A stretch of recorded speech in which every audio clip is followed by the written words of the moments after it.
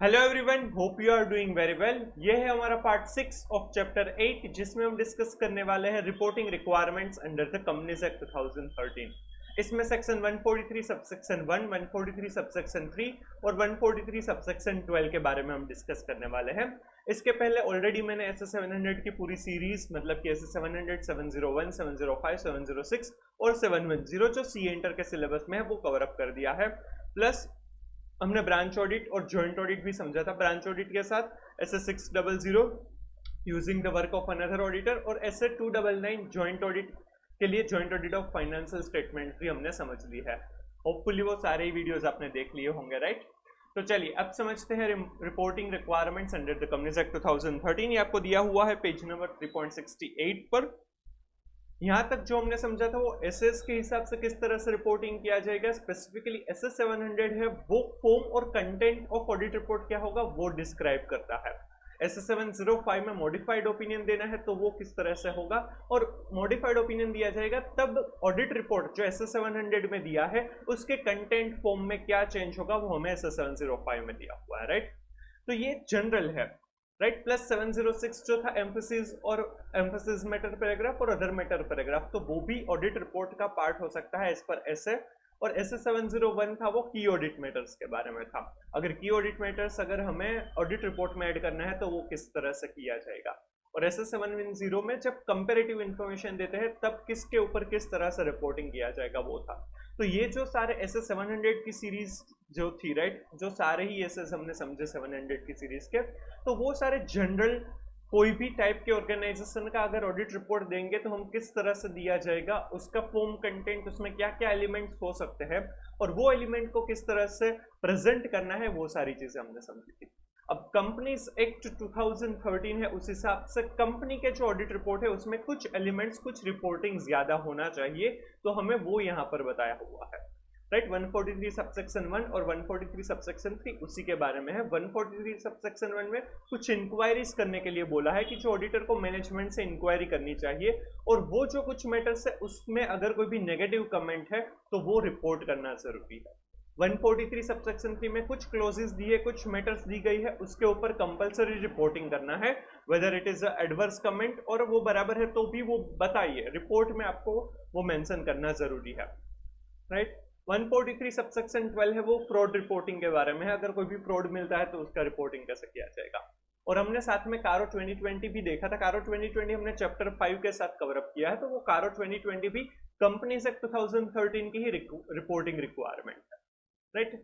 हमने एस 700 में देखा था कि अदर लीगल रेगुलेटरी रिक्वायरमेंट होती है रिपोर्टिंग की रिक्वायरमेंट, तो ये सारी वही है। स्पेसिफिकली कंपनीज एक्ट 2013 की रिपोर्टिंग रिक्वायरमेंट है जो ऑडिट रिपोर्ट का पार्ट बनेगी। वो सेपरेटली एस 700 के हिसाब से जो ऑडिट रिपोर्ट रहता है उसमें सेपरेटली डिस्क्लोज किया जाता है, सेपरेटली रिपोर्ट किया जाता है, बट जो भी जिसको भी एप्लीकेबल है वो रिपोर्ट करना जरूरी है। कंपनी फॉर्मेट सबसे ज्यादा देखने को मिलता है, उसका ऑडिट सबसे ज्यादा किया जाता है, इसीलिए उसमें जो रिपोर्टिंग रिक्वायरमेंट है वो हमें यहाँ पर समझाई हुई है, राइट। तो वो हम इन डिटेल समझते हैं। इसमें से क्वेश्चंस आने के चांसेस है, वो अच्छे से समझिएगा और वो आप प्रैक्टिकली भी जब आर्टिकल शिफ्ट करेंगे तब भी आपको ये हेल्पफुल होगा, राइट। तो चलिए देखते हैं सबसे पहले 143 subsection 1 reporting requirements relating to matters stated in section 143 subsection 1. Under section 143 subsection 1, auditor shall inquire into following matters given as under. यहाँ पर हमें 6 मैटर्स दी गई है, उसके ऊपर ऑडिटर को इंक्वायरी करनी है और फिर अगर उसमें नेगेटिव कमेंट है तो वो रिपोर्ट करना होगा। सब क्लोज ए है 143 सबसेक्शन 1 क्लोज ए, सब क्लोज नहीं, close A. Whether loans and advances made by the company on the basis of security have been properly secured and whether the terms on which they have been made are prejudicial to the interest of the company or its members. अगर loans या advances company ने दिए हुए हैं किसी भी party को तो क्या वो सिक्योर्ड है या नहीं वो हमें पूछना होगा, राइट। सिक्योर्ड नहीं है तो हमें कमेंट करना होगा, रिपोर्ट करना होगा। और दूसरा क्वेश्चन ये पूछना है कि जो भी ये लोन्स एंड एडवांसेस दिए हैं क्या वो prejudicial to the interest of company या मेंबर्स है, मतलब उसके कुछ हित में नहीं है, उसको नुकसान हो रहा है, कुछ ऐसा कुछ तो नहीं है ना, वो भी हमें देखना होगा, पूछना होगा, राइट। अगर नहीं है, कोई प्रॉब्लम नहीं है तो रिपोर्ट करने की जरूरत नहीं है।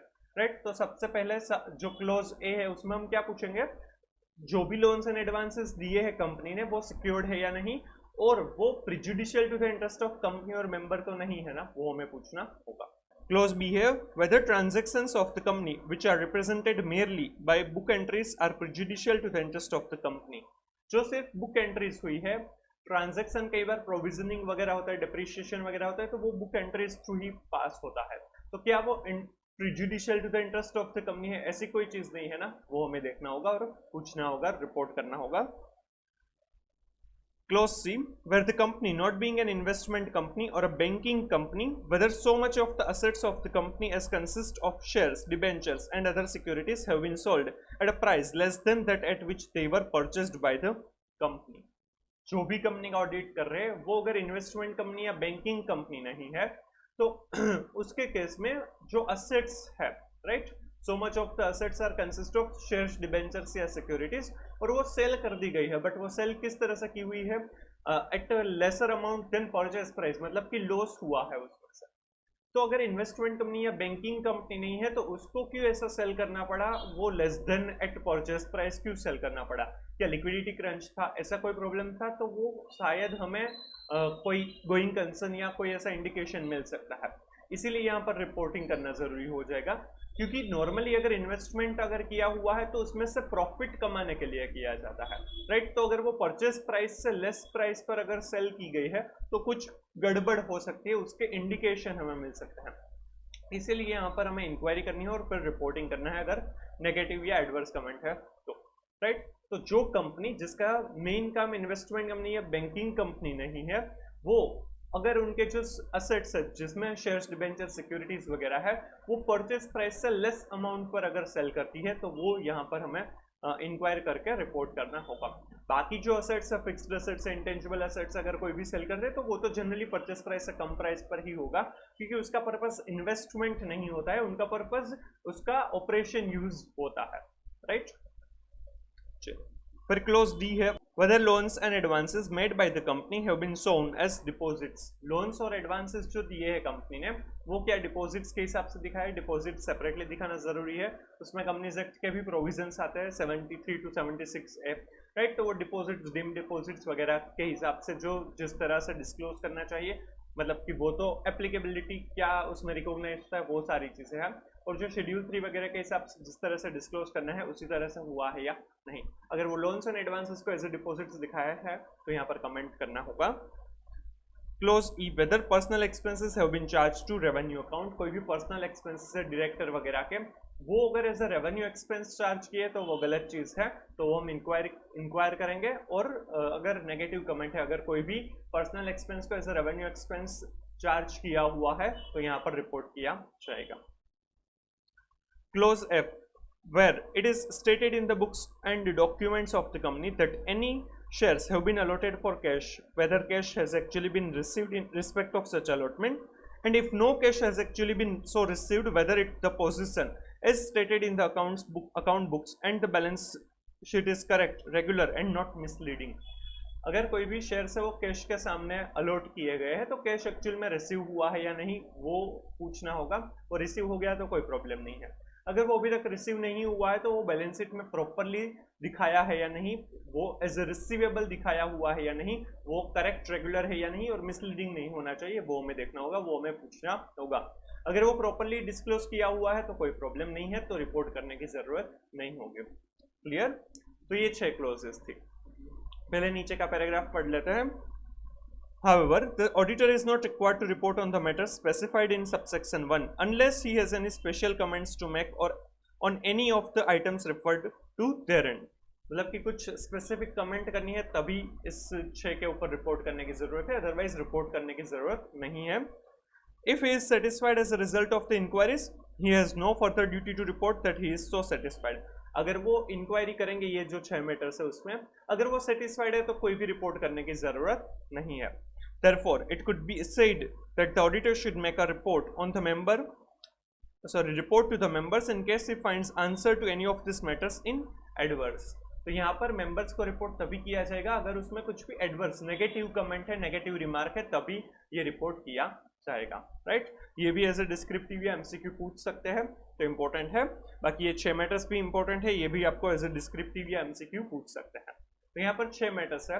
143 सबसेक्शन 1 क्लोज ए के हिसाब से whether company has made any loans or advances are secured or not, and whether it is prejudicial to the interest of the company or members, right. सबसे पहले ये बताना है। सब क्लोज बी जो है कि कोई भी transactions in the of the company are recorded merely by book entries are prejudicial to the interest of the company. Third reporting है कंपनी नॉट बीइंग बैंकिंग और इन्वेस्टमेंट कंपनी, और उनकी जो असेट्स है उसमें मोस्टली शेयर्स, डिबेंचर्स और securities है, and they are sold at less than purchase price, right. अगर ऐसा कुछ भी किया है तो रिपोर्ट करना जरूरी है, इंक्वायरी करेंगे और रिपोर्ट करना जरूरी है। सब क्लोज जो डी थी, राइट, उसमें था लोन्स एंड एडवांसेस डिस्क्लोज्ड और shown as a deposits.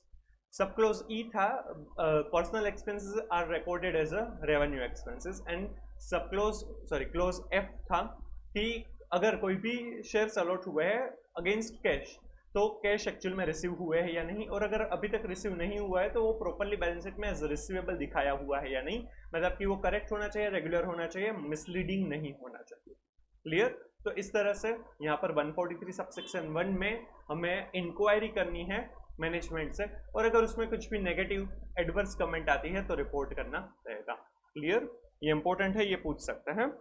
Reporting on accounts examined under provision of section 143 subsection 2, the auditor shall make a report to the members of the company on the accounts examined by him and on every financial statements which are required by or under the act to be laid before the company in general meeting, and the report shall, after taking into account the provision of this act, the accounting and auditing standards and matters which are required to be included in the audit report under the provisions of this act or any rules made thereunder or under any order made under subsection 11। मतलब कि report करना है company के जो auditor हैं उनको जितने भी फाइनेंशियल स्टेटमेंट्स या रिपोर्ट्स वगैरह जो जनरल मीटिंग में प्रेजेंट किए जाते हैं एज अ फाइनेंशियल स्टेटमेंट्स, तो वो चेक करके उसके ऊपर ऑडिट रिपोर्ट देना है according to the accounting standards और स्टैंडर्ड्स ऑन ऑडिटिंग। और जो रिपोर्टिंग रिक्वायरमेंट इस कंपनीज एक्ट 2013 में दिए हैं उनको भी कंप्लाई करना है, जैसे कि 143 सबसेक्शन 1, 143 सबसेक्शन 3, कारो 2020 एटसेट्रा, राइट। तो ये सिंपल पैराग्राफ है, ये हमें पता ही है, तो ये आपको रीड करने की जरूरत नहीं है फिर से। Further, auditor has to report whether, to best of his information and knowledge, the said accounts financial statements give a true and fair view of the state of affairs, company's affairs as at the end of its financial year, and profit and loss and cash flow for the year, and such other matters as prescribed in Rule 11 of the Companies Audit and Auditors Rules 2014। ठीक है, right. ये अभी हमें पता है true and fair view देता है या नहीं, वो हमें बताना है, और ये जो रूल 11 है वो हम आगे समझने वाले हैं। चलिए, अब 143 सबसेक्शन 3 के हिसाब से रिपोर्टिंग क्या क्या आएगा वो दिया है, ये इंपॉर्टेंट है, ये आपको एज अ डिस्क्रिप्टिव क्वेश्चन या एमसीक्यू में पूछ सकते हैं। Further, in terms of section 143 subsection 3, the auditors report shell also state.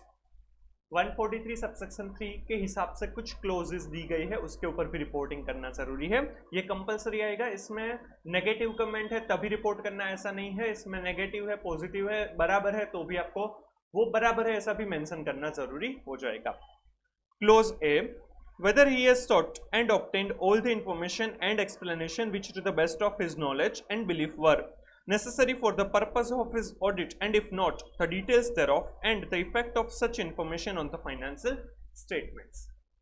यहाँ पर ऑडिटर को रिपोर्ट करना है कि वेदर ही हैज सॉट, सारी इंफॉर्मेशन उन्होंने मांगी और ऑब्टेन की है या नहीं, जो भी इंफॉर्मेशन एक्सप्लेनेशन उनके हिसाब से, उनके नॉलेज, उनकी बिलीफ, उनकी जो वर्क प्रोसीजर के लिए रिलेटेड थी, वो जो नेसेसरी जो भी चीज़ें थी उनके पर्पस के लिए, उसके लिए जितनी भी इंफॉर्मेशन ज़रूरी थी वो सारी उन्होंने मांगी और उन्हें रिसीव हुई है या नहीं। अगर वो नहीं मिली है तो उसके बारे में यहाँ पर रिपोर्ट करना होगा, वो कमेंट करना होगा।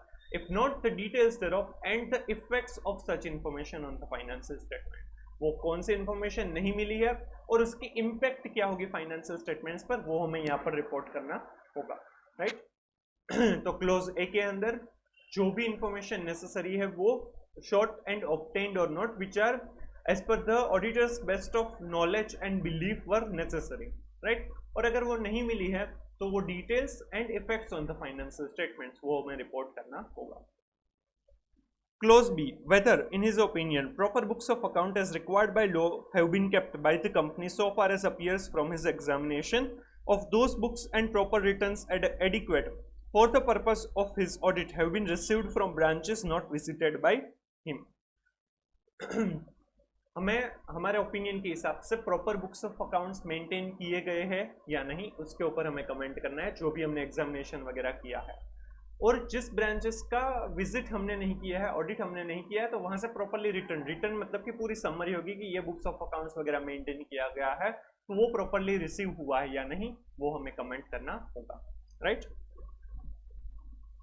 सब clause C, whether the report on the accounts of any branch office of the company audited under subsection 8 by a person other than the company's auditors has been sent to him under the proviso to that subsection and the manner in which he has dealt with it in preparing his report. जो भी branches है उस branch का audit है वो as per section 143 subsection 8, जो हमने branch audit के साथ समझा था कि ब्रांच का ऑडिट है वो अदर देन कंपनी ऑडिटर भी कर सकते हैं, पर उनको रिपोर्ट किसको करना होगा, कंपनी ऑडिटर को। तो अगर हम कंपनी ऑडिटर है और ब्रांच ऑडिटर के पास से ब्रांच ऑडिट किसी और ने किया है, तो उनके पास से प्रॉपरली रिपोर्ट मिला है या नहीं, और उसके साथ हमने किस तरह से डील किया, वो सारी चीजें हमें यहाँ पर रिपोर्ट करनी होगी, राइट। 143 सबसेक्शन 3 क्लोज सी में अगर ब्रांच ऑडिटर नहीं है, ब्रांच ही नहीं है अलग से, या ब्रांच ऑडिट अलग से नहीं करवाया है, तो ये क्लोज सी एप्लीकेबल नहीं होगा, उसके ऊपर कमेंट करने की, रिपोर्ट करने की जरूरत नहीं है। Clear. Close D, whether the company's balance sheet and profit and loss account dealt within the report are in agreement with the books of account and returns।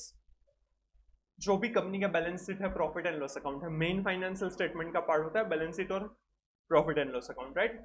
तो वो बुक्स ऑफ अकाउंट्स के साथ match होता है या नहीं, returns के साथ, रिटर्न्स ब्रांच ऑफिस के केस में आएगा, तो वो रिटर्न्स के साथ मैच होते हैं या नहीं, क्योंकि बुक्स ऑफ अकाउंट्स रिटर्न्स के बेसिस पर ही पीएनएल और बैलेंस शीट बनाए जाते हैं, तो वो उनसे मैच करते हैं या नहीं। क्योंकि कई बार क्या होता है कि जो अब तो सिस्टम में ही सब कुछ बैलेंस शीट पीएनएल वगैरह बन जाता है, तो क्या होता है कि जर्नल एंट्री पास करेंगे तो सीधा आपको पीएनएल बैलेंस शीट भी मिल सकता है और बाकी सारे प्रोसीजर, सारे रिपोर्ट्स भी मिल सकते हैं। But generally balance sheet PNL है वो मैनेजमेंट अलग से बना सकता है, क्योंकि उसमें कुछ डिस्क्लोजर्स होते हैं जो शेड्यूल 3 की रिक्वायरमेंट होती है, वो सारी सिस्टम अच्छे से करके नहीं देती है, इसीलिए वो अलग से बनाया जाता है। तो क्या होता है कि सिस्टम में से वो अलग हो जाता है, इसीलिए कुछ गलती होने के चांसेस हो सकते हैं। इसीलिए बुक्स ऑफ अकाउंट्स और जो फाइनेंशियल स्टेटमेंट्स है, मतलब कि बैलेंस शीट पीएनएल, वो मैच होता है या नहीं, वो हमें देखना होगा और रिपोर्ट करना होगा। क्लियर। अब तक हमने 4 क्लोजेस पढ़ी, राइट। 143 सबसेक्शन 3 और क्लोज ए थी, वो था ऑडिटर ने whether sought and obtained all the necessary information which are required as per his best of his knowledge and belief, और वो उनको मिली या नहीं, वो उनको रिपोर्ट करना है, और अगर नहीं मिली है तो डिटेल्स और उनकी इम्पैक्ट क्या थे फाइनेंशियल स्टेटमेंट्स पर, वो दिखानी है। क्लोज बी था उसके ऊपर कि books of account properly maintain होते हैं या नहीं, और अगर ब्रांच विजिट अगर उन्होंने नहीं किया है तो वहां से प्रॉपर्ली रिटर्न मिला है या। क्लोज सी थी कि अगर ब्रांच के लिए अलग से ऑडिटर रखा गया है तो उनके पास से रिपोर्ट मिला या नहीं, ब्रांच ऑडिटर ने कंपनी ऑडिटर को रिपोर्ट दिया या नहीं, और उसके साथ किस तरह से डील किया गया। क्लोज डी थी कि बैलेंस शीट और प्रॉफिट एंड लॉस अकाउंट है वो बुक्स ऑफ अकाउंट्स के साथ मैच होता है या नहीं, उसके ऊपर कमेंट करना है, राइट। यहाँ पर हमें ऐसा क्वेश्चन दिया हुआ है, हम जब रिपोर्ट करेंगे तब एक ऐसा स्टेटमेंट लिखेंगे like the company's balance sheet and profit and loss account dealt with in the report are in agreement with the books of accounts and return. ये स्टेटमेंट हो जाएगा, ये वेदर वगैरह वर्ड है वो निकल जाएगा जब रिपोर्ट किया जाएगा। वो किस तरह से करेंगे वो देखते हैं। हमें यहाँ पर जो इस चैप्टर में इलस्ट्रेशन 8 दिया था जो ऐसे 700 के बाद था, राइट, उसमें ये सेक्शन 143 सबसेक्शन 3 जो है उसका रिपोर्टिंग दिया हुआ है, तो वो हम एक बार एज अ रेफरेंस देख लेते हैं, तो आपको थोड़ा सा पता चल जाएगा कि ये जो हम अभी क्लोजेस पढ़ रहे हैं वो किस तरह से एक्चुअल में रिपोर्ट की जाती है, राइट। इलस्ट्रेशन 8 था, उसमें पूरा ही रिपोर्ट दिया हुआ था कि किस तरह से वो रिपोर्ट किया जाता है। पेज नंबर 8.31 पर आ जाइए, तो उसमें अलग से लिखा जाएगा report on other legal and regulatory requirement, क्योंकि वो SS 700 का पार्ट नहीं है, वो कंपनीज एक्ट का पार्ट है, लीगल एंड रेगुलेटरी रिक्वायरमेंट, और ये सिर्फ कंपनी के केस में एप्लीकेबल होगी, राइट। जैसे यहाँ पर सबसे पहले कारो 2020 का रिपोर्टिंग है, पर कारो 2020 तो क्या है कि वो अलग से एनेक्सर में दिया हुआ है, इसीलिए वो रिपोर्ट के बाद एनेक्सर अटैच किया जाएगा। 21 क्लोजेस है, 20 clauses standalone financial statements के लिए और एक क्लोज है वो कंसोलिडेटेड फाइनेंशियल स्टेटमेंट के लिए। वो इन डिटेल हमने चैप्टर 5 के साथ समझा हुआ है, राइट। तो वो जो कारो 2020 की क्लोजेस है उनको अलग से एनेक्सर में दिया हुआ है। बाकी उन्होंने दिया है as required by section 143 subsection 3 act we report that. तो यहाँ पर 143 सबसेक्शन 3 के हिसाब से रिपोर्ट दिया है जो क्लोज ए था। We have sought and obtained all the information and explanation which to the best of our knowledge and belief were necessary for the purpose of our audit. हमने सब क्लोज ए पढ़ा था कि whether he has sought and obtained all the information and explanation which to the best of his knowledge and belief necessary for the purpose of their audit, and if not provide the details of details that are not obtained, right, and effects on the financial statements. तो वो पूरी close थी, but यहाँ पर हमें मिल गया है तो सिर्फ हम इतने ही लिखेंगे we have sought and obtained all the information explanation to the best of our knowledge, and वो बराबर है, राइट। फिर क्लोज बी जो था कि बुक्स ऑफ अकाउंट्स है वो प्रॉपरली मेंटेन हुए हैं या नहीं। In our opinion proper books of accounts required by law have been kept by the company so far as it appears from our examination of those books. ये bracket में क्यों लिखा है? क्योंकि अगर ब्रांच ऑडिट होगा, ब्रांचेस होगी, तभी ये एप्लीकेबल होगा कि ब्रांचेस के पास से रिटर्न मिला है। And proper returns adequate for the purpose of our audit have been received from the branches not visited by us. अगर वो ब्रांच की विजिट किया है या फिर कोई ब्रांच नहीं है तो ये सेंटेंस नहीं आएगा, तो ये कैंसिल हो जाएगा, राइट। अगर ब्रांचेस है और वहां से रिटर्न मिला है तो ये सेंटेंस आएगा। फिर क्लोज सी थी वो ब्रैकेट में इसीलिए लिखा है कि अगर ब्रांच ऑडिटर अलग से अपॉइंट किया गया है या फिर अगर कोई ब्रांचेस है तभी ये एप्लीकेबल होगा, अदरवाइज एप्लीकेबल नहीं होगा। अदरवाइज ये सी क्लोज आएगा ही नहीं, रिपोर्ट ही करने की जरूरत नहीं है।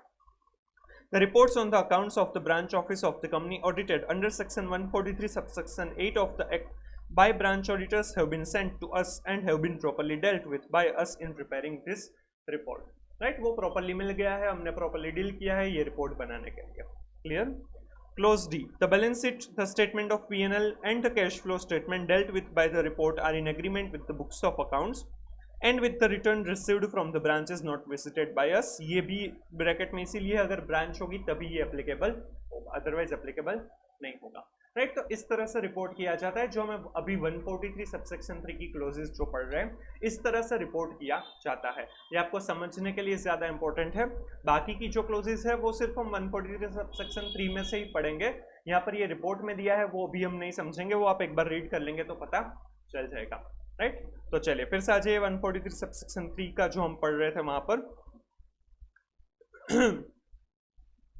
फिर क्लोज ई दी हुई है whether in his opinion the financial statements comply with the accounting standards। Financial statements है वो अकाउंटिंग स्टैंडर्ड से कंप्लाई करते हैं या नहीं। मतलब हम जो नॉर्मल ऑडिट प्रोसीजर कर रहे हैं उसी में से ये सारी चीजें हमें पता चल जाएगी, बट यहाँ पर हम स्पेसिफिकली बता रहे हैं तो वो ज्यादा कॉन्फिडेंस आएगा जो यूजर है उनको। Clause F. The observations or comments of the auditor on financial transactions or matters which have any adverse effect on the functioning of the company। कोई भी ऐसा ऑब्जर्वेशन कमेंट्स ऑडिटर्स के है फाइनेंशियल ट्रांजैक्शंस या फिर matters के बारे में जिससे फंक्शनिंग खराब हो सकती है, उसको इफेक्ट हो सकता है, फंक्शनिंग बराबर नहीं हो, उसमें कोई एडवर्स इफेक्ट है तो वो भी हमें यहाँ पर रिपोर्ट करने होंगे। Clause G. Whether any director is disqualified from being appointed as a director under subsection 2 of the section 164। section 164 subsection 2 है वो डिस्क्वालिफिकेशन ऑफ डायरेक्टर्स है। वो अगर इंसॉल्वेंट हो जाते हैं, अनसाउंड माइंड के हो जाते हैं और भी बहुत सारे उनके रिक्वायरमेंट्स है जो आप in details self based online module में पढ़ेंगे। तो अगर उस कोई भी रीजन की वजह से अगर वो डिस्क्वालीफाई होता है तो वो क्लोज जी के अंदर रिपोर्ट करने हैं। अगर कोई भी डायरेक्टर डिस्क्वालीफाई नहीं होता है तो वो नेगेटिव मतलब कि वो जो सेंटेंस है कि there are no director are disqualified as per section 164 subsection 2, तो वो भी मेंशन करना होगा। Clause H. Any qualification, reservation or adverse remark relating to the maintenance of accounts and other matters connected therewith। Accounts के maintenance में अगर कोई भी क्वालिफिकेशन है, रिजर्वेशन है, एडवर्स रिमार्क है तो वो यहाँ पर मेंशन किया जाएगा क्लोज H के अंदर। Clause I. Whether the company has adequate internal financial controls with reference to financial statements in place and operating effectiveness of such controls। internal financial control बराबर है या नहीं, राइट, और वो कंट्रोल ऑपरेटिंग इफेक्टिव है या नहीं उसके ऊपर हमें रिपोर्ट करना है। IFC, right, internal financial control, ये हमने चैप्टर 3 और चैप्टर 4 में समझा था। चैप्टर 3 के साथ हमने ये पॉइंट कवर अप किया था। IFC मेंटेन करवाने की जो प्राइमरी रिस्पॉन्सिबिलिटी है वो बोर्ड ऑफ डायरेक्टर्स वगैरह की रहेगी। बोर्ड ऑफ डायरेक्टर्स है लिस्टेड कंपनीज के केस में वो स्पेसिफिकली स्टेटमेंट देते हैं।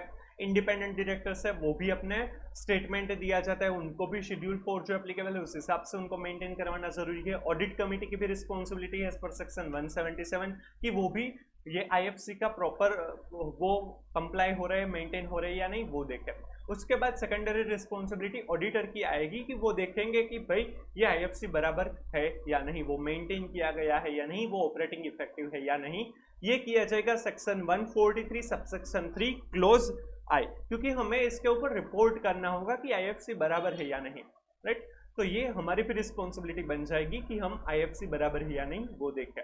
हमने चैप्टर 3 में भी जब IFC पढ़ा था तो उसमें भी ये 143 सबसेक्शन 3 क्लोज आई का रेफरेंस आया था। उसमें कुछ कंपनीज को IFC के ऊपर रिपोर्ट करना जरूरी है, यहाँ पर नीचे भी एप्लीकेबिलिटी दिया हुआ है, राइट। तो वो हमें कंसीडर करके IFC के ऊपर रिपोर्ट करना है, ये हमें यहाँ पर करना है 143 सबसेक्शन 3 क्लोज आई, राइट। इसका जनरली रिपोर्ट है वो अलग से दिया जाता है, पार्ट ऑफ एनेक्सर बन जाता है, क्योंकि वो रिपोर्ट उसके ऊपर हम ओपिनियन वगैरह भी देते हैं, तो वो 1-2 पेज का रिपोर्ट जनरली बन जाता है, उसमें भी रिस्पॉन्सिबिलिटीज वगैरह मेंशन की जाती है, इसीलिए वो एनेक्सर का पार्ट रहते हैं। However, it may be noted that the reporting requirements on adequacy of IFC with reference to financial statements shall not be applicable to private company which is a one-person company or small company, और ये one person company और small company को applicable नहीं है। Private company जो भी one person company है, small company है, या फिर company having turnover less than ₹50 crores as per latest audited financial statements and having aggregate borrowings from banks or financial institutions or any body corporate at any point of time during the financial year less than ₹25 crore। जो भी company का turnover है वो less then ₹50 crore है as per latest audited financial statements, या फिर aggregate borrowing जो है right from banks or financial institutions or any body corporate at any point of time during the year less than ₹25 crore. तो ये criteria बन जाएगा। अगर प्राइवेट कंपनी है उनका टर्नओवर लेस देन ₹50 करोड़ है, या फिर borrowing during eight any point of time during the year, और वो बैंक, फाइनेंशियल इंस्टीट्यूशन या फिर एनी अदर बॉडी कॉर्पोरेट हो सकती है, राइट। जनरली जो कंपनीज एक्ट के क्राइटेरिया है उसमें बोरोविंग्स के जो क्राइटेरिया है वो बैंक और फाइनेंशियल इंस्टीट्यूशन में है, वो ज्यादा एप्लीकेबल होते हैं। IFC में ही ऐसा है कि वहां पर एनी बॉडी कॉर्पोरेट भी लिखा हुआ है, तो वहां पर आपको यह याद रखना है, क्योंकि आपको ऐसा क्वेश्चन फ्रेम करके बता सकते हैं कि बैंक के पास से इतनी लोन है, फाइनेंशियल इंस्टीट्यूशन के पास से इतनी लोन है, और अदर बॉडी कॉर्पोरेट से इतनी लोन है, तो कितना इसको एप्लीकेबल होगा या नहीं IFC, राइट। तो ये पॉइंट हमें ध्यान में रखना होगा। वो लेस देन ₹25 करोड़ है तो एप्लीकेबल नहीं होगा, टर्नओवर भी लेस देन ₹50 करोड़ है तो एप्लीकेबल नहीं होगा। अगर टर्नओवर 50 करोड़ से ज्यादा है या फिर बोरोविंग्स 25 करोड़ और मोर है तब ये IFC का रिपोर्टिंग एप्लीकेबल हो जाएगा। क्लियर? ये सिर्फ प्राइवेट कंपनी के लिए है, पब्लिक कंपनी में तो कंपलसरी IFC के ऊपर रिपोर्ट करना होगा। ये आपको स्पेसिफिकली इसमें से MCQ या डिस्क्रिप्टिव क्वेश्चन फ्रेम हो सकता है, अच्छे से ये याद रखिएगा, राइट। तो क्लोज आई है, उसमें IFC बराबर है या नहीं उसके ऊपर रिपोर्ट करना होगा। क्लोज जे देखते हैं उसके पहले फिर से एक बार हम सारी क्लोजेस याद कर लेते हैं। क्लोज ए था कि ऑडिटर ने सारी इंफॉर्मेशन शॉर्ट एंड ऑब्टेन्ड और not which are necessary as per his knowledge and believe, और अगर नहीं मिली है तो वो क्या क्या डिटेल्स नहीं मिली है और उसकी इफेक्ट क्या होगी फाइनेंशियल स्टेटमेंट में। क्लोज बी के अंदर बताना है कि बुक्स ऑफ अकाउंट्स है वो प्रॉपरली मेंटेन है या नहीं, और ब्रांचेस है तो उसमें जहां पर ऑडिटर ने विजिट नहीं किया है वहां से प्रॉपरली रिटर्न मिला है या नहीं। क्लोज सी है, उसमें रिपोर्ट करना है कि ब्रांच ऑडिट अगर किसी और ने किया है as per section 143 sub section 8 तो उसका रिपोर्ट मिला या नहीं, और वो properly dealt for framing this report or not. Clause D है कि balance sheet, profit and loss account etcetera है वो बुक्स ऑफ अकाउंट से मैच होता है या नहीं, और ब्रांचेस के केस में वो रिटर्न से मैच होता है या नहीं। क्लोज ई है, ऑडिटर के ओपिनियन के हिसाब से फाइनेंशियल स्टेटमेंट्स आर प्रिपेयर्ड और कंप्लाइड विद अकाउंटिंग स्टैंडर्ड्स और नॉट। क्लोज एफ है, ऑब्जर्वेशन कमेंट्स अगर कुछ भी है फाइनेंशियल ट्रांजैक्शन या मैटर्स के बारे में जो एडवर्स इंपैक्ट करते हैं, राइट। क्लोज जी है कि डायरेक्टर्स अगर कोई भी डिस्क्वालीफाई होते हैं as per section 164 close 164 subsection 2 तो वो मेंशन करना है। क्लोज एच है कोई भी क्वालिफिकेशन है, रिजर्वेशन है, एडवर्स रिमार्क है regarding the maintenance of accounts right, और उसके रिलेटेड मैटर है तो वो मेंशन करना है। क्लोज आई में आईएफसी इंटरनल फाइनेंशियल कंट्रोल्स है वो एडिक्वेट है या नहीं, वो ऑपरेटिंग इफेक्टिव है या नहीं, वो हमें रिपोर्ट करना है। बट ये प्राइवेट कंपनी जो भी 1% कंपनी है, स्मॉल कंपनी है, या फिर जिसका टर्नओवर लेस देन ₹50 करोड़ या borrowings at any point of time during the year from bank, financial institution or any other body corporate less than ₹25 crore है तो उनको ये एप्लीकेबल नहीं होगा। क्लियर। फिर क्लोज जे है such other matters as are prescribed in Rule 11 of the Companies Audit and Auditors Rules 2014 which are as under। Rule 11 के हिसाब से हमें रिपोर्टिंग करना है यहाँ पर। उसमें 6 सब क्लोजेस है वो देखते हैं। सब close A, whether the company has disclosed the impact if any of pending litigation on its financial position in its financial statements। क्या कंपनी ने जो भी इम्पैक्ट है लिटिगेशन वगैरह की वो प्रॉपरली डिस्क्लोज की है या नहीं, पेंडिंग लिटिगेशन की जो इम्पैक्ट आएगी वो प्रॉपरली फाइनेंशियल स्टेटमेंट में डिस्क्लोज किया है या नहीं वो दिखाना है, वो हमें रिपोर्ट करना है। Sub clause B, whether the company has made provisions as required under any lower accounting standards for material foreseeable losses if any on long term contracts including derivative contracts. जहां पर भी कंपनी को जरूरत थी provision करने की क्योंकि future में कोई लॉसेस होने वाले हैं क्योंकि लॉन्ग टर्म कॉन्ट्रैक्ट्स या डेरिवेटिव कॉन्ट्रैक्ट्स है और उसमें कोई भी रीजन ऐसा लग रहा है, कोई भी ऐसी सिचुएशन हो सकती है राइट कि जिसकी इम्पैक्ट आ सकती है, नेगेटिवली आ सकती है, लॉसेस हो सकते हैं, तो उसका प्रोविजन अभी से किया जाएगा क्योंकि हम कंजर्वेटिज्म फॉलो करते हैं। तो ये ऐसा प्रोविजन किया है या नहीं उसके ऊपर कमेंट करना है। सब क्लोज सी है whether there has been any delay in transferring accounts required to be transferred to the investor education and protection fund by the company. कोई भी फंड जो investor education and protection fund IEPF में अगर transfer करना जरूरी था तो वो किया है या नहीं, वो आपने डिविडेंड के साथ समझा होगा लो के अंदर राइट। पहले आई थिंक 31 मार्च 22 का रिपोर्टिंग हुआ, उस तब तक ये सिर्फ 3 ही सब क्लोजेस थी। 31 मार्च 22 का जो फाइनेंशियल स्टेटमेंट्स बने थे तब से ये क्लोज D और E भी ऐड किए गए हैं और जो सब क्लोज F है वो 31 मार्च 2024 के जो रिपोर्ट बनेगा वहां से वो एप्लीकेबल होगा राइट। तो ये इस तरह से है। तो 31 मार्च 22 के पहले के जो पेपर थे उसमें ये एक बार पूछा हुआ है, तीनों ही सब क्लोजेस के बारे में पूछा था 3 या 4 मार्क्स में, और उसी अटेम्प्ट में आई थिंक ये सब क्लोज सी के बारे में करेक्ट इनकरेक्ट भी पूछा गया था राइट। तो जो ये एक पोर्शन है उसी में से 4 to 6 मार्क्स के क्वेश्चन पूछे गए थे। तो ये ऑलरेडी एक बार पूछा हुआ है बट अभी तो ये थोड़ा सा पोर्शन बढ़ गया है इसीलिए एक साथ सब कुछ पूछना थोड़ा सा डिफिकल्ट है बट इसमें से क्वेश्चन आने के चांसेस है। फिर ये सब क्लोज डी है, उसमें सब क्लोज 1 सब क्लोज डी जो है वो हमने ऑलरेडी चैप्टर 5 में एक पॉइंट समझा हुआ था यूटिलाइजेशन ऑफ बोरोविंग्स वगैरह के बारे में, जिसमें कंपनी जो है वो किसी और एंटिटी या पर्सन को फंड ट्रांसफर करती है, वो इंटरमीडियरीज बन जाएंगे और वो आगे पास ऑन करती है जो अल्टीमेट बेनिफिशियरी है। मतलब कंपनी जो है एक पर्सन को, एक एंटिटी को फंड देंगे, वो दूसरे को देंगे और लास्ट में किसी और एंटिटी के लिए ये फंड जाता है तो वो अल्टीमेट बेनिफिशियरी है। तो इंटरमीडियरी और अल्टीमेट बेनिफिशियरीज की सारी डिटेल्स वगैरह है वो फाइनेंशियल स्टेटमेंट में डिस्क्लोज करना जरूरी है, कंपलसरी है। वैसे ही अगर कंपनी है जिसका ऑडिट हो रहा है उसको किसी और के पास से फंड मिल रहा है, मतलब कि फंडिंग पार्टी है, ये कंपनी है वो दूसरे पर्सन एंटिटीज को पास ऑन कर रही है और at the end ultimate beneficiary को पास ऑन हो रहा है। तो फंडिंग पार्टी, इंटरमीडियरीज और जो भी अल्टीमेट बेनिफिशियरीज है उन सभी की डिटेल्स उसमें डिस्क्लोज करना जरूरी है, फाइनेंशियल स्टेटमेंट में डिस्क्लोज करना जरूरी है। तो ये सारी डिस्क्लोजर्स जो नेसेसरी है वो ऑलरेडी प्रॉपरली फाइनेंशियल स्टेटमेंट्स में हुए हैं या नहीं, उसके लिए हमने रिप्रेजेंटेशन लिया है या नहीं राइट, वो हमें यहाँ पर कमेंट करना होगा। तो चैप्टर 5 में हमने वो इन डिटेल बोरोविंग्स के साथ समझा था, ऑडिट ऑफ बोरोविंग्स था, उसके साथ हमने ये उसका जो एडिशनल डिस्क्लोजर है वो हमने समझा था, तो उसी के बारे में यहाँ पर रिपोर्टिंग रिक्वायरमेंट है।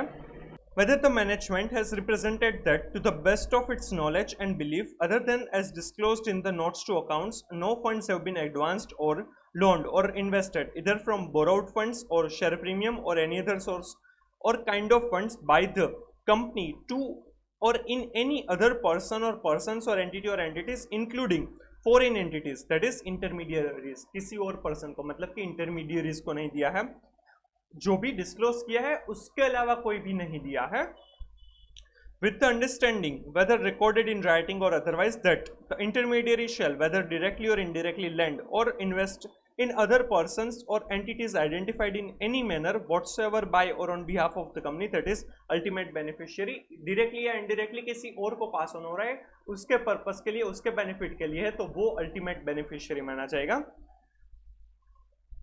or provide any guarantee or security or the hike on behalf or the like on the behalf of ultimate beneficiaries, right?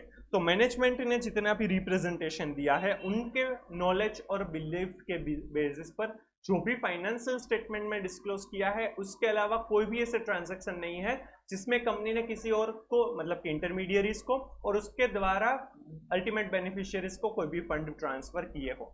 जितने फाइनेंशियल स्टेटमेंट में डिस्क्लोज किए हैं उतने ही हुए हैं, उसके अलावा कोई भी नहीं हुआ है। वो हमें 143 सबसेक्शन 3 क्लोज जे के हिसाब से rule 11 of the companies audit and auditors rules 2014 के हिसाब से जो क्लोज डी है और सब क्लोज 1 है उसमें रिपोर्ट करना होगा। अगर कोई भी ऐसा है तो ये यहाँ पर रिपोर्ट किया जाएगा, मतलब कि जो हमने मैनेजमेंट के पास से रिप्रेजेंटेशन ले लिया है या नहीं उसके बारे में रिपोर्ट करना है कि फाइनेंशियल स्टेटमेंट में जितना डिस्क्लोज किया है उसके अलावा कोई भी नहीं रह गया है, ऐसा रिप्रेजेंटेशन हम मैनेजमेंट के पास से लेंगे, राइट। ये सब क्लोज 2 है। Whether the management has represented that to the best of its knowledge and belief other than as disclosed in the notes to accounts, no funds have been received by the company from any person or persons or entity or entities including foreign entities, funding parties, with understanding whether recorded in writing or otherwise that the company shall whether directly or indirectly lend or invest in other persons or entities identified in any manner whatsoever by or on behalf of the funding party, that is ultimate beneficiary, or provide any guarantee, security or like on behalf of the ultimate beneficiaries। मतलब कि कोई भी funding party इसके पास से पैसे नहीं मिले हैं और वो डायरेक्टली या इनडायरेक्टली, अगर डायरेक्टली अल्टीमेट बेनिफिशियरीज देंगे तो सिर्फ फंडिंग पार्टी और अल्टीमेट बेनिफिशियरीज के डिटेल्स है वो फाइनेंशियल स्टेटमेंट में आएगी, और इनडायरेक्टली होगा तो जो कंपनी है वो इंटरमीडियरीज को देंगे और फिर वो अल्टीमेट बेनिफिशियरी को दिया जाएगा। तो वो जो वाया जो भी अमाउंट ट्रांसफर किया जाता है उसका डिस्क्लोजर फाइनेंशियल स्टेटमेंट में किया है या नहीं, और उसके अलावा कोई भी ट्रांजैक्शन नहीं है, ऐसा हम मैनेजमेंट के पास से रिप्रेजेंटेशन ले लेंगे। अगर वो मिल गया तो हमें कोई भी प्रॉब्लम नहीं है, तो हम मिल गया है वो ऐसा रिप्रेजेंटेशन मिल गया है वो हम यहाँ पर रिपोर्ट कर देंगे।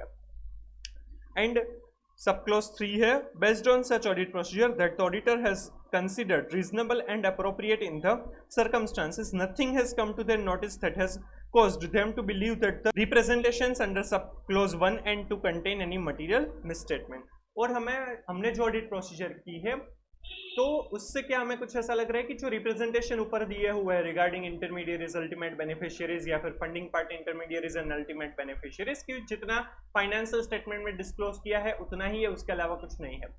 वो रिप्रेजेंटेशन के ऊपर हमें कोई भी डाउट है, हमने जो ऑडिट प्रोसीजर की है उसके हिसाब से, तो हमें वो यहाँ पर मेंशन करना होगा। नहीं मिला है तो भी हमें यहाँ पर मेंशन करना होगा कि नहीं मिला है, कोई भी प्रॉब्लम नहीं है। वो सब कुछ जितना भी फाइनेंशियल स्टेटमेंट में डिस्क्लोज किया है और जो रिप्रेजेंटेशन दिया है उस हिसाब से बराबर है, उसके अलावा कोई भी हमें चीज ऐसा कोई भी ऐसा ट्रांजैक्शन नहीं मिला है, राइट। तो ये हमें यहाँ पर सब क्लोज 3 में डिस्क्लोज करना होगा।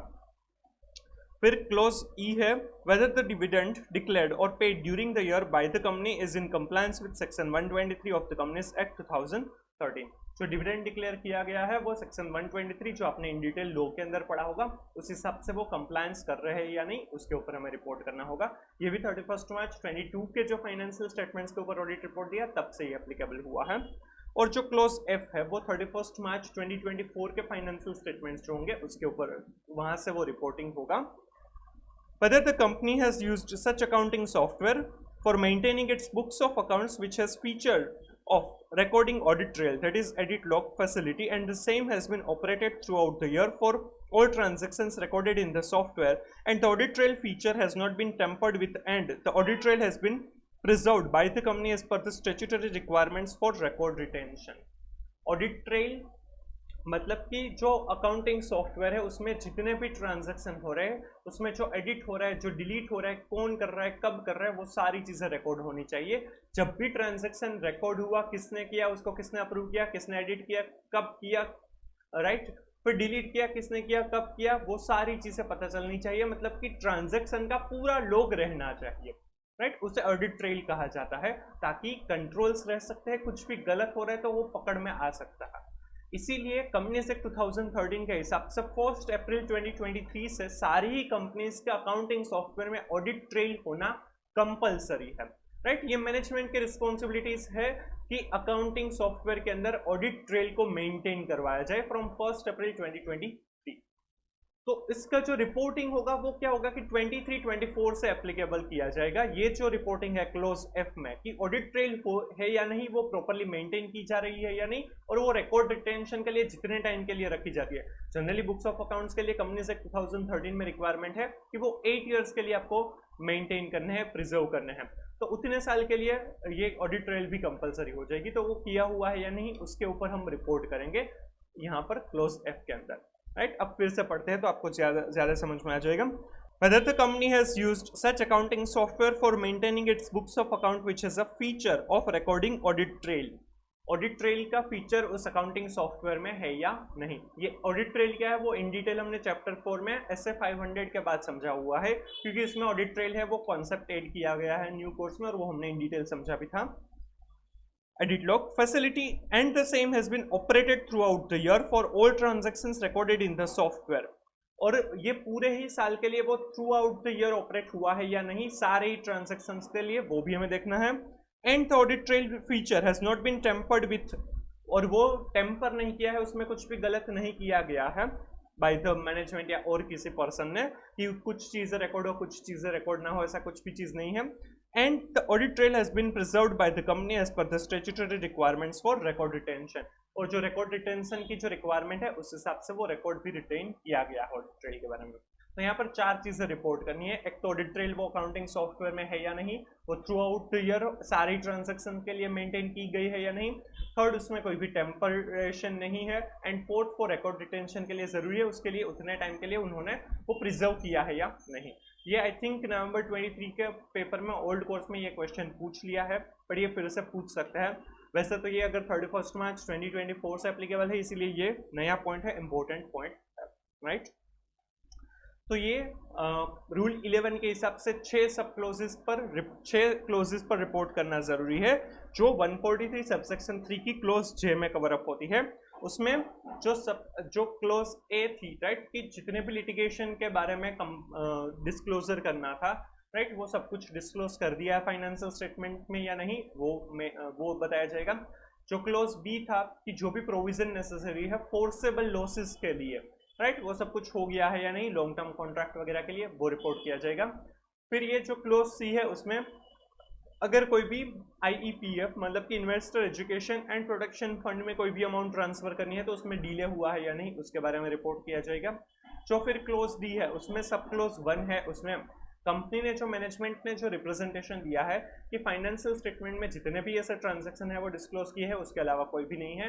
वो ट्रांजैक्शन क्या होंगे कि कंपनी ने इंटरमीडिएरीज को कोई भी फंड ट्रांसफर किया है विद अंडरस्टैंडिंग कि वो अल्टीमेट बेनिफिशियरीज को ट्रांसफर करेंगे या फिर गारंटी या फिर कोई सिक्योरिटीज प्रोवाइड की है, तो उसमें जितने फाइनेंशियल स्टेटमेंट में जरूरी डिस्क्लोजर थे उसके अलावा कोई भी ट्रांजैक्शन नहीं है, ऐसा मैनेजमेंट ने रिप्रेजेंटेशन दिया है या नहीं। फिर सब क्लोज 2 में मैनेजमेंट ने रिप्रेजेंटेशन दिया है नहीं कि फाइनेंशियल स्टेटमेंट में जो दिखाना जरूरी था डिस्क्लोज किए है, उसके अलावा कोई भी ट्रांजैक्शन नहीं है। जिसमें कंपनी को किसी फंडिंग पार्टी से पैसे मिले हैं वो उन्होंने इंटरमीडिएरीज या अल्टीमेट बेनिफिशियरीज को जो ट्रांसफर किए हैं उसकी जो डिटेल्स फाइनेंशियल स्टेटमेंट में डिस्क्लोज की है, उसके अलावा कोई भी नहीं है। वो रिप्रेजेंटेशन मिला या नहीं वो सब क्लोज 2 में रिपोर्ट किया जाएगा। सब क्लोज 3 में हमने जो ऑडिट प्रोसीजर्स किए उस हिसाब से जो सब क्लोज 1 और 2 में रिप्रेजेंटेशन मिला है उनसे कोई भी कॉन्ट्रावेंशन नहीं है। जो भी ट्रांजैक्शंस डिस्क्लोज करने चाहिए था वो सारे कर दिए हैं, उसमें कोई प्रॉब्लम नहीं है। फिर ये क्लोज ई में कि जो सेक्शन 123 के प्रोविजंस के रिक्वायरमेंट है रिगार्डिंग डिविडेंड डिक्लेरेशन वो फुलफिल हुआ है या नहीं। और फिर ऑडिट ट्रेल के बारे में है ये क्लोज एफ, जिसमें हमें रिपोर्ट करना है कि ऑडिट ट्रेल है वो अकाउंटिंग सॉफ्टवेयर में मेंटेन होती है या नहीं। सेकंड, सारे ट्रांजैक्शन के लिए ऑडिट ट्रेल है वो through out the year maintain की गई है या नहीं। थर्ड उसमें कोई भी टेम्पर्ड नहीं किया गया है ऑडिट ट्रेल को, एंड फोर्थ की वो रिटेंशन जो रिकॉर्ड रिटेंशन की रिक्वायरमेंट है स्टैट्यूटरी रिक्वायरमेंट उस हिसाब से वो ऑडिट ट्रेल भी मेंटेन की जाएगी, राइट। तो ये रिपोर्ट किया जाएगा। While reporting, where any of the matters required to be included in the audit report is answered in the negative or with qualification, the report shall state the reasons therefore in terms of section 143 subsection 4। अगर 143 subsection 3 में जो भी closes है उसमें अगर negative या qualification है तो उसके रीजंस भी मेंशन किए जाएंगे। Further, every auditor shall comply with the auditing standards as required under section 143 subsection 9। सारे ही auditing standards जो ऐसे है वो हमें फॉलो करने हैं, ठीक है। Reporting on any other matter specified by central government as per section 143 subsection 11 the central government may in consultation with the NFRA by general or special order direct in respect of such class or description of companies as may be specified in the order that the auditor's report shall also include a statement on such matters as may be prescribed therein। कुछ matters जो central government ने prescribe की है उसके ऊपर भी report किया जाएगा, राइट। कारो 2020 है, उसके अलावा अभी तो कुछ नहीं है, ये आपके लिए काम का नहीं है एग्जाम पॉइंट ऑफ व्यू से। Reporting on frauds, reporting to the central government as per section 143 subsection 12 of the companies act 13 read with rule 13 of the companies audit and auditors rules 2014।